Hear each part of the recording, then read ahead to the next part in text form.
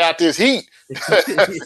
Absolutely, absolutely. Robert Littal is the founder and editor-in-chief of BSO Black Sports Online. It's one of my favorite websites to go to. I get all the latest, what's happening in the sports world, the entertainment world, and everything in between from BSO. So, Robert, BSO was started. You started the company back in 2005, I want to say. Just talk to me about like the company, how it came about, the name, all of it in between, and take me back to 2005 and your mindset and creating BSO.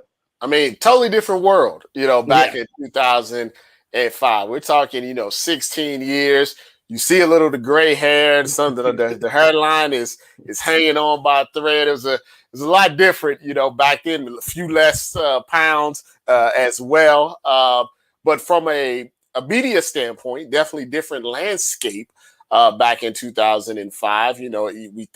We think now we can't live without our cell phones, our laptops, our iMacs, all of this technology, the streaming sites, all of the websites that are available to us now. None of that really was available back in 2005. And what I was thinking, my headspace at that time was coming fresh out of college at Ohio State, the Ohio State University, and kind of, a couple of years just doing odd jobs and everything, trying to find my place in the world of media, in the world of journalism, what to do with my degree. I saw that there was maybe an opportunity on this thing people call the internet, a way to be able to put your perspective on things. You could say maybe unintentionally, I kind of seen the future of social media and where we would be able to get our information more online and to be able to talk to each other and get our points across and things of that nature. So I can't say I'm some sort of genius or anything. It's just, I had some web experience as far as putting together websites and things like that. So I got motivated by the fact that at least, well, even now, but especially in the online space at that time, wasn't a lot of black, faces, wasn't a lot of black voices. Now, you may remember, or people that are old as me now may remember, is back then there were a ton of black entertainment websites, black gossip sites, black message boards and things of that nature. But that were very, black centric and owned by black people, but not in the sports realm. And what I wanted to do is I kind of wanted to bridge that gap. When I laid out my little business plan, it was like I wanted to be the BET of sports. That's where you get the BSO, from, Okay. Black Entertainment Television, Black Sports Online. That's where the acronym and all of that thought processes came. I was like, I'm going to be the BET of online sports. And I felt like at that time, websites didn't really have a face of the franchise, so to speak. You knew the website, but you didn't know the person who was behind the website. Well, I like to consider myself a bit of an innovator of that because I was one of the first that was a face of a brand that was online. Way before your TikToks and your Instagrams, and I'm a MySpace, baby, a Black Planet baby. So, so before that became like a thing where everybody wanted to have a brand and a podcast and a YouTube channel, I wanted to be the face of this website, and we kind of, took off. It was me. I started it on my own. I remember when I first started, I had one guy, another guy named Rob, that helped me out, and we just ran from there. Wow. Hey, that's crazy. It's just innovation, entrepreneurship, just thinking forward, thinking, 5, 10, 15 now at this point, years down the line, has led to what BSO is today. And for those of you that don't know BSO, this is coming straight from Robert's website. It's the #1 minority-owned independent sports website in the United States. And some of these stats may be dated. Love that. Yeah. But 75 million page views, 25 million unique visitors, just crazy reach, over, 60,000 on Instagram, 100,000 on Twitter. You guys are killing it over there at BSO. Like I said, I see some of the great stuff that you're all doing. Once again, we're talking to Robert Littal of BSO. Be sure to hit the thumbs up button, like, share, subscribe. So, Robert, what was like that reaction, right? When you come, I know as a young entrepreneur and someone who's creating something in a space at the time, 2005, the internet was a thing, but it was still fairly new. Just what was it like when you're telling your friends, your family, your parents, or whoever that, hey, I'm gonna leave work and gonna actually create my own thing? How was that like? Yeah, initially it was frowned upon. Let's be honest. Not so much the concept of having a website and a sports website, more the concept of being so pro-black about it, and how would it make money? Would advertisers want to be involved? Would leagues and organizations take it seriously? Because now I would say in 2021, they're all about diversity and they're all about inclusion and all of that. So that's an it thing to be as a company. As but of now, 2005, 2010, it was still like, we're not gonna let this black guy in here, so it was a lot, of that. And I started to cite, and at first, I'll be honest with you, when like I started and like it was like Microsoft or anything. This didn't blow up like immediately. It was kind of something I was doing on the side while still, trying to work and make sure I could eat and stuff like that. And then this is where the luck, comes into place, is that things change, technology changed. I don't think anybody realized from say 2005 to 2010 the type of jump people would make in regards to how they consumed their news. I just give you a quick percentage just so you just have an idea. Probably those first 5 years, 90% of our traffic was from desktops, the big old, desktops. You fast forward to now, about 85% are tablets, iPhones, Androids, handheld, devices. And only like, 10-15% is from desktops. Like it just, the technology switched in my favor. For some people, that's how technology is. It's very strange. Yeah. It can switch the other way, and then you had something before that's not hot anymore, and it puts you out of business. But for me, the way people consumed information and the way I delivered information went hand in hand and at the same time, and then it was just like. No, like you said, the technology switch is definitely something that's, I don't know if anyone could have predicted that we would be as, consumers the way we are on cell phones, on tablets, just on everything that's on the go, right? And so it worked a lot in your business favor. We had a question that came in the comment, and it said, how did you get those official reporter credentials when you go to NBA finals or things like what was it? Were you able to get those immediately when you started BSO, or was that something that actually came, throughout the time? No, absolutely not. They did not want to do it. And I explained this to people, maybe a little easier now because they're a little more lax because so many people have online, ways of communicating, YouTube channels, other channels, things of that nature, podcasts. But when I started, they were steadfastly against independent, websites. Like they just didn't know what to do with it. They didn't realize, they were scared, I would say, in the sense that they were so used to dealing with people. Back then, you probably had ESPN, you had Yahoo Sports, you had maybe TNT. You had then you had all your big newspapers. You had your LA Times, your New York Times, your New York Post. They were just used to dealing with these people that had been at these positions for 10, 20, 30, 40 years. Yeah. Whereas someone like me, they don't know who I am. I just came out of, nowhere, but what I always tell young people, and I still think it's a good thing to do today, is I just didn't ask. You know what I mean? I showed my work. That's the phrase that I use. I showed my work. If I was going to say I want to go to the NBA finals, right? I would show them the NBA articles, but then I would also show them statistics. Like, look, my NBA articles are getting 50,000 views. That's independently, that's better than, some big newspapers and stuff. And I'm doing it consistently. I have this many social media followers. I have this. I interviewed this guy. And here's the thing that I really did, just for to answer his question, is once you get in one thing, you piggyback off of that thing to the next thing. Mm-hmm. So the first thing I started getting into was boxing, because they needed anybody to talk about boxing at that time to help build the sport. So what I would do is I would, let's say I would go to the NBA. I would say, well, I've been credentialed with Golden Boy Promotions and Fox Sports for Floyd Mayweather and Showtime Productions. So, in their mind, they're like, oh, well, Showtime thinks he's okay. Fox thinks he's okay. Maybe we should give him a shot. So it's a bit of a manipulation, but you piggyback off of that.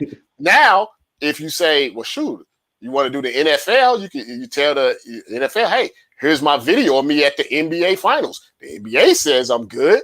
Yeah. Why wouldn't you think I'm good? Oh, now you're at the NFL, you show that to the college football playoffs. Well, hell, I'm talking to Bill Belichick. Why wouldn't you let me in the college football playoffs? So you start small and then you build up. So like even with the entertainment stuff I did, I started off doing small movies, like independent movies, like red carpets, right? But then I would go to Disney and say, hey, I did this movie and this movie red carpet.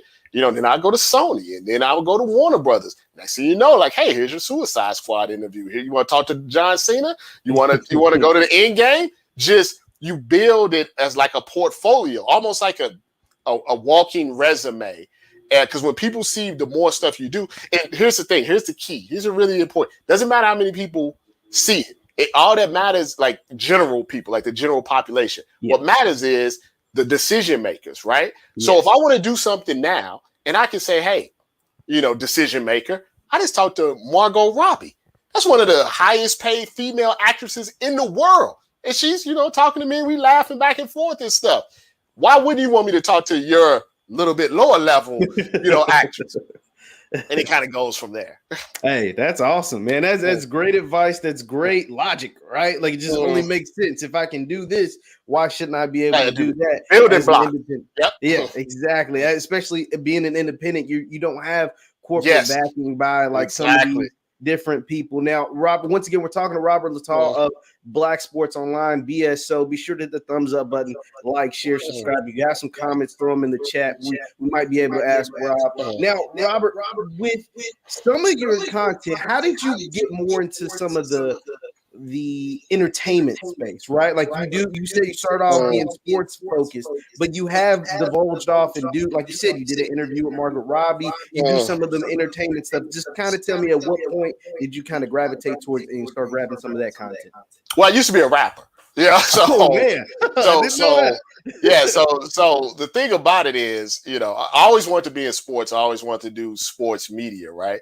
But like a lot of young, Black, males in their early teens, early 20s, I was into that. I was into Black culture, as well. So, and also I felt like I had a better understanding of young, especially back then, of young Black athletes because I was a young Black man at that time as well. And as you saw these athletes, as once again, the technology changes, they became more entertainment stars. It just wasn't on the field.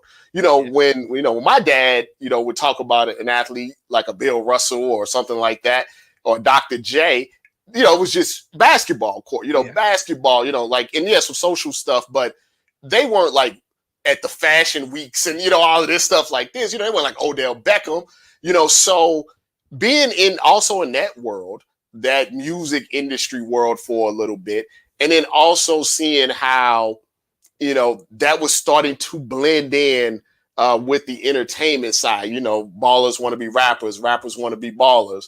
To me, it was a perfect match because the guy that's been doing sports reporting, for 20 years, he can't tell you nothing about Dipset and the Locks. I live that. You know what I'm saying? So I know what I'm talking about when I'm saying that. Now, I will say, as I've gotten a little older, I kind of let some of my younger writers handle some of the new, because, the baby and little baby. I don't know about all the babies and stuff, but the culture in and of itself, I've always been a part of. And so that side to me, with Black people, I always say a lot of times they like to put Black people in a box. Yeah. Like you got to do one thing, and that's the only thing that you got to do. But thankfully, I never had people around me that said, stay in this box. So, I like sports, it's anything, but I like tennis, I like golf. When they're rowing at the Olympics, I'm all into it and stuff. But I'm also a big Marvel fan, if you can't tell.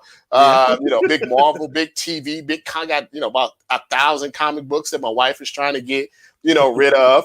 I'm into sneakers, I'm into music. So why wouldn't my own brand that I own, why would I limit my own brand? You know, Yeah. if this is what I wanted to, this is what interests me. Now, hopefully it interests, you as well, but I'm going to talk about the things that I like to talk about. And there's going to be an outlet, for people who want to hear about that. Maybe they don't want the gossip, stuff. Maybe they want to hear when I talk about LeBron and super teams, or maybe they want to find out when the new Spider-Man trailer is coming out. That's how you grow a diverse audience, and it allows you to stay in business for a longer period of time because there may be a couple of days where nothing crazy is happening, but you can still talk about sports or the Olympics or whatever. Or maybe the sports stuff's not hidden, and we can talk about movies and things like that. The more that you can do, the more things, it makes you more of an attractive brand, not to just get money, but just to your audience in general. Absolutely. Yeah. Like you said, I mean, like I said, I've watched your interviews with entertainers, like that non-sport athletes, or some of your things that doesn't have to do with sports. It's like, man, they really are diverse over there at BSO. But one of the things that your company, I would say more so than anybody, is known for, and I know you're going to know this, are the captions. Yeah. I'm going to show a few of your Twitter captions, some of my favorites that I like over this is just over the last few days. It says, like, this one comes from you. It says, Brittany Renner replies to meme and critic that said she's trapped the Hornets simp, PJ Tucker, 18 years, $200,000 contract a month. Some more Brittany Renner stuff. It says, watch Ben Simmons call a man a nutty Professor Lips ass for clowning him about his lack of shooting. P. Diddy explains why he's starting an R&B group, but won't rob his artist this time around. Like, these are just some of the funny ones that I thought were hilarious. Where did you get this skill, or your staff get this skill of creating these like attention-grabbing captions to get people to come to your site? Basically, it goes back to the rapping part of it all, and being creative in what you do, and the way we creative with your words and things of that nature. That was really one of the things that I learned at a long time ago, that if you're creative with your words, you're going to attract an audience. Now, the reason that the captions are important, this is very, very important for anybody that's listening, is we're all talking about the same stuff, right? We're all talking about the same things. We're all talking about the same stories. Now, difference between 2005, like you talked about, and 2021 is in 2005, there was a limited amount of people talking about certain things, right? Online. In 2022, everybody's talking about it. As soon as stuff trending, somebody's talking about it. So the goal is, how do I get someone that has probably seen this story on multiple social media platforms, websites, or whatever? What is going to make them decide I'm also going to read it on BSO? So you have to be creative in the way that you present the thing. And then the most important thing is, like, this is the good part about being independent. You have freedom, right? You can't, if you work for a corporation or a conglomerate, right? There's a lot of checks and balances that go on. And you've seen these guys get in trouble for their headlines because they either go too far, they say something offensive, and I sometimes maybe went a little too far. But in the end, I can't fire myself. So what can you do? So to me, it's all about taking the information. People say, how do you come up with the headline? It's taking the information that's available to you and just putting it in a way like if you and me are talking on, like we're just talking. Like if we're talking about Diddy and Bad Boy, we're going to talk about how he was stealing the money, right? How he was getting over on the artist, right? All of them say it. So, yeah, like we all of them say it. If we just having a conversation, that's what you're thinking, right? I try to make the title what you're thinking, right? Okay. If you see a regular headline that says Diddy is starting a music company, your first thought is going to be, is he going to steal the money again? I just put out, when you see something like, Evander Kane, you think to yourself, is she mad because he took the G-Wagon? Because I'd be mad if somebody took my G-Wagon. I mean, if I was a girl and somebody was in Europe taking pictures of the mistress and sent me a letter saying I'm taking the G-Wagon and get the hell out of my house, That would piss me off. So I try to put in those titles what people are already thinking. And then another thing that I try to do is I try to give it a little room so other people can communicate about themselves. The quote tweets and giving their own thoughts on it and giving them an outlet like, hey, this is just not my title. Put your thoughts in there and I'll put it out there as well. When people feel like they're involved within the story, they're more likely to click it. They're more likely to share it. Absolutely. Once again, we're talking to Robert Littal, the founder and editor-in-chief over at Black Sports Online. Be sure to hit the thumbs up button, like, share, subscribe. Now, Robert, just from the time that you started BSO as an entrepreneur, let's talk a little bit about business until now. Obviously, every company has had its, bumps in the road or whatever. Just what are some of the things that either you said to yourself, some of the models that you went to kind of get over some of the, whether it's, financial issues or controversy or whatever to get to the other side? It's tough because our business is predicated on the story, and what stories are out there and then people reading. I say the reason that I would say there was a renaissance of independent websites probably from 2009 to maybe 2012, 2013. Around that time, what happened was mainstream media realized that these creative headlines, these off-the-wall stories, social media was a way that they were behind like usual. And they started to pick it up. And that's why you see ESPN doing, Jadakiss memes doing the verses, like why Sports Center doing that, because they realized hired a whole guy for that. Like, it's a whole guy. Yeah, they hired a guy for that. The Omar guy. Yeah, all of the hot takes and the moving away from the X's and the O's and more of the let's go viral type of thing. So the way a lot of those companies couldn't stay in business because the mainstream media ate up the market share. They ate up the advertising. They ate up the advertising networks. So if you were lucky, maybe you got bought out and then you became corporate, or if you're independent, it just was not enough money to stay, feasible. The difference between us and unbeknown to me, probably the thing that probably saved me was the fact that I went with basically a niche, and I didn't really look at it as a niche back then, but putting myself in this niche as, the black sports guy, basically, in this thing, it separated me from all of these other, type of sites. So even today, while, I would say there's, like you said, there's peaks and valleys. Like, there was a time, in this thing, we can still, there's certain months we hit that just the traffic is out of control, but it's stable. At least it can handle a pandemic. It can handle ups and downs because we didn't just stay put. We expanded. We talk about everything. So yeah, there wasn't no sports for like 6, 7, 8 months, but we still had all the other stuff that we could talk about. So it's very important that you pay attention to your audience, but you always are looking for new ways. Sometimes you got to pull back. Like I can't, there was a time where I could do a lot of the quote unquote for the bros stories. It doesn't fly as well in 2021 as it did in 2017. In 2017, we may have had 5 to 10 stories that literally were just, scantily clad, pictures. And those were great traffic drivers. And even today, they're still traffic drivers, but it doesn't fit well in what's going on, now. There are certain stories that I probably wouldn't have had a problem running in 2018 or 2016 that I had to take a step back and say, this is probably not a good look. I have, the advertisers that I do have probably, don't want to touch this. So even though we still, we're still out there with some of the things that we do, there's a lot of stuff now that we've pulled back on, but it's allowed us to have a better premium attraction to people that are basically keeping us in business.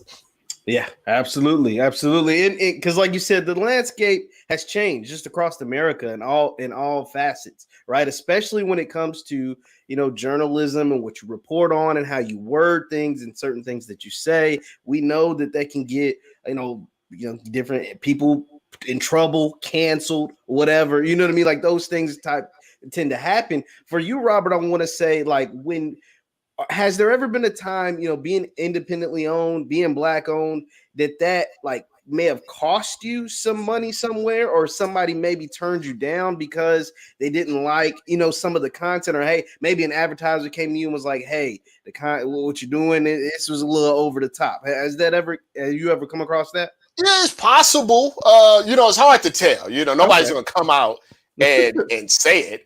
You Yeah. know what I mean? Nobody's gonna come out and be like, we didn't give him the money because he's, black.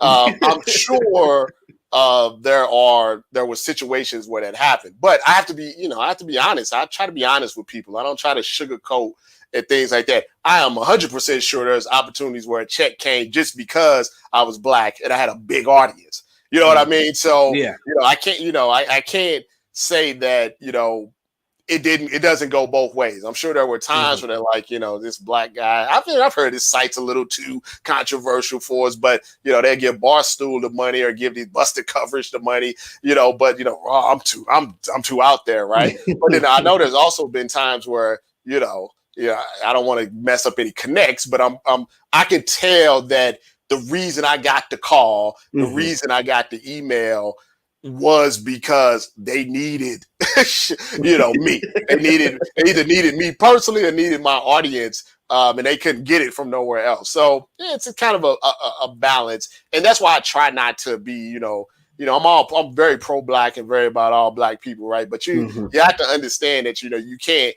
just burn. You can't get mad every time you don't get something.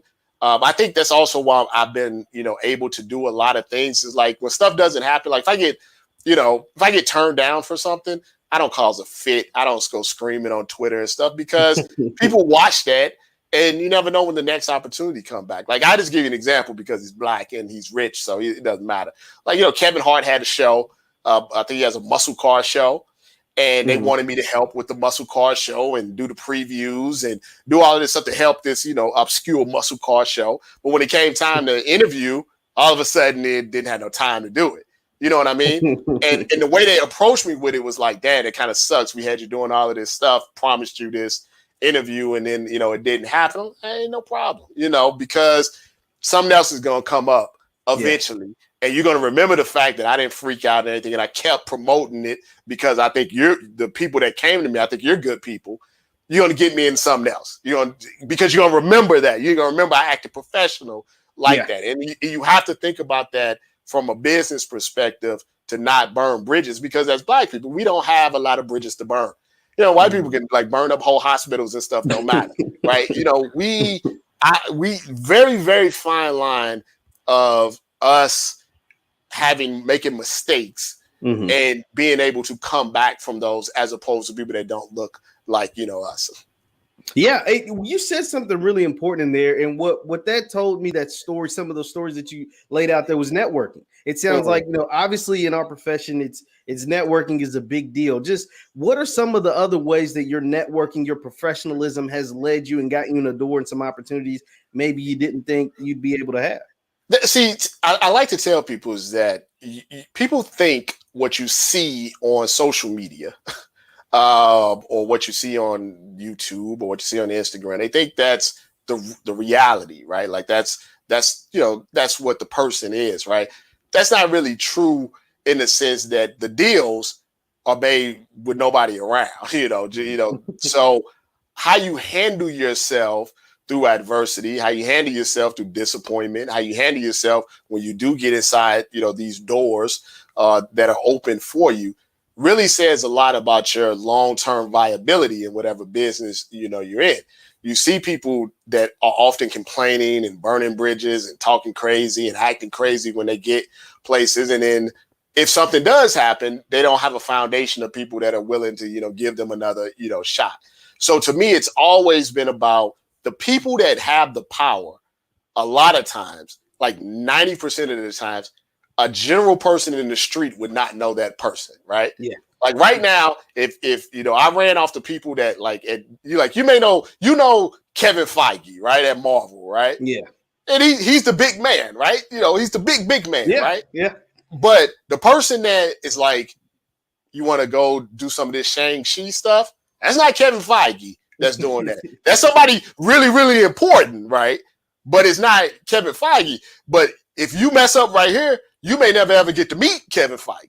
You may never even get to do anything else if you mess up their relationship. So you got to really pay attention. And when people offer you stuff, and like, I did a lot of stuff that I really had no interest in because I knew the payoff was bigger down the road. You know what I mean? Like, I don't really want to watch this movie, or I don't really want to interview this C-list actor that nobody really knows. I don't want to promote this show that looks particularly stupid to me. I don't want to do this advertising. But you do all of that because at some point, the big opportunity is going to come, and they're going to remember all the little stuff that you did that they know you didn't. Like when I was getting into boxing, they would have me interviewing boxers that wasn't even on the TV card. But I would do it. I'd do a whole story on it. 7 people would read it. That's it. But eventually, that's how I got into the Mayweather gym. That's how I got into the Robert Garcia gym. That's how I talked to Pacquiao. That's why I did an interview with Freddie Roach, is because they remember 7 years ago when they had a boxer that wasn't doing nothing, and I interviewed him. Now this guy that was low on the totem pole is high on the totem pole, and I'm his boy. Yeah. You see what I'm saying? Yeah. No, that's awesome, man. That's awesome. Like you said, that stuff matters, and people remember what you did to them. People remember how you make them feel and things like that. I wanna ask you as well. As far as now, we're seeing in sports a push in these things for like the vaccine, right? The shot, and you see certain guys coming out saying they're not going to take it or whatever. What are your thoughts on like some of the punishments from like the NFL and the NBA or whoever if you don't get the vaccine versus getting the vaccine, and how do you think that's going to translate, especially throughout the NFL season, which ironically starts tonight? Well, I don't know if this is still true, but I remember when I was younger, all of my friends and stuff, you get your summer job at Target, right? You Target or Walmart or in the mall or something like that. Yeah. First thing they have you do, because they hire everybody, right? What was the first thing that they had you do? You got to go to Quest Diagnostics, and you got to pee in your cup because they want to see if you had been smoking weed, right? Yeah. Now, weed is not I don't think weed's a big deal.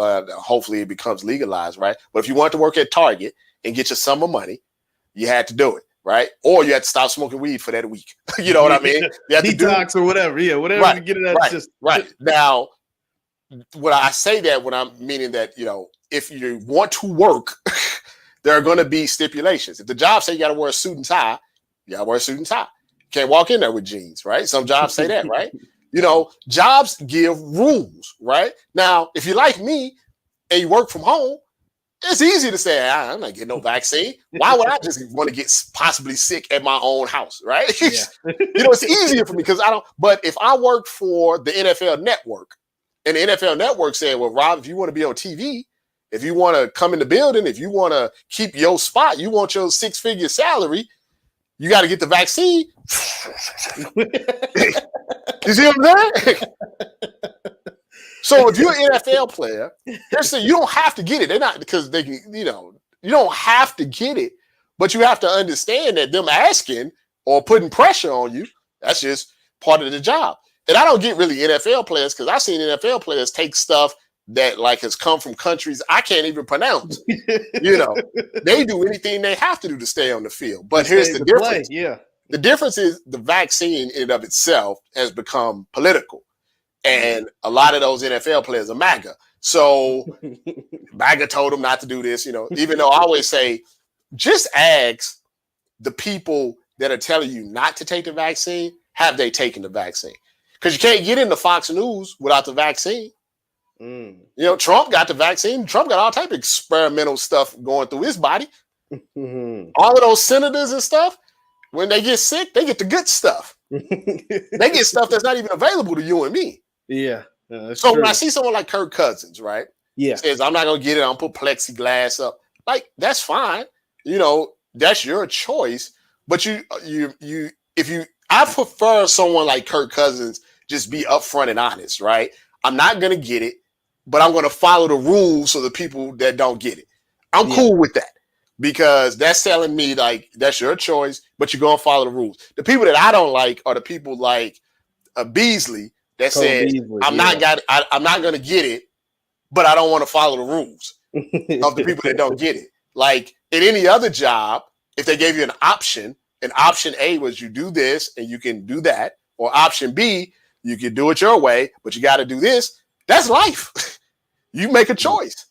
Yeah. You know what I mean? When they say, hey, you either got to take your vacation time or lose it, you don't, if you lose it, you can't be like, man, that's messed up. They gave you the option. Yeah, you definitely get the option. That is very true. Hey, that's very true. That's a great way to explain it, because like you said, when you take a job and you get the luxuries of said job, yes, and the job is the NFL, you can pay millions of dollars, man. So it's like, hey, you don't have to take it.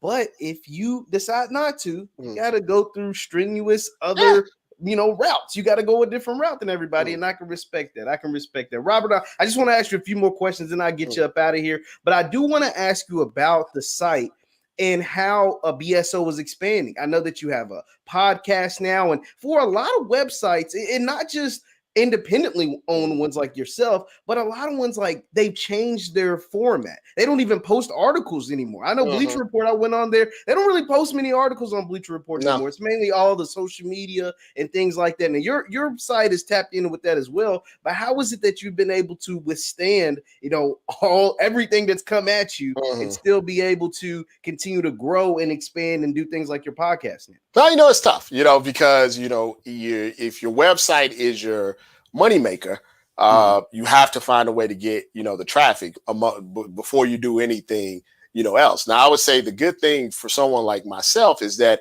I've always felt like the website was a foundation to go do other things. I always tell people all the time, and this is true.